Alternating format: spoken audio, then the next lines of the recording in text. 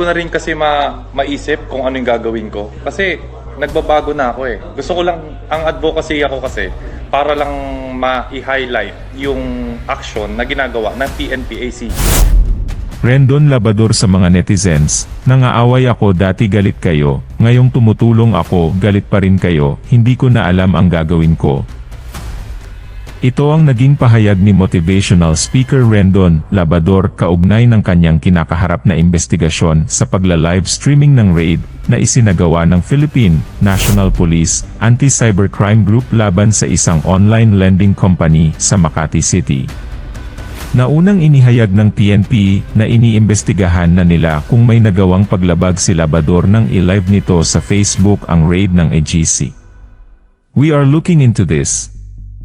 We don't encourage such actions. We will be making some directives and initiating measures so as not to repeat the same incident," pahayag ni PNP Chief Police General Benjamin Acorda Jr. sa isang news briefing. Nagreklamo ang pamilya ng mga hinuling empleyado ng naturang lending company dahil para umanong pinalabas na guilty na agad ang kanilang mga kaanak dahil sa naging caption ng live stream ni Labador na nakalagay na "Caught in the Act." Nitong Lunes humarap sa media si Labador kasama si PNP, SCG spokesperson Police Captain Michelle Sabino.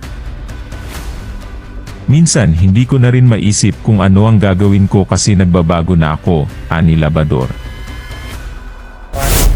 Biktima na dumadaing sa akin na wala akong kakayanan na para matulungan sila.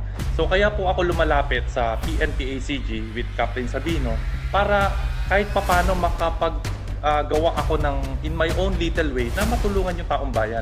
Kasi nangaaway ako dahil. Ang advocacy ako kasi para lang ma-highlight yung aksyon na ginagawa ng PNP at ACG kasi maraming biktima na dumadaing sa akin na wala akong kakayanan na para matulungan sila, dagdag pa niya.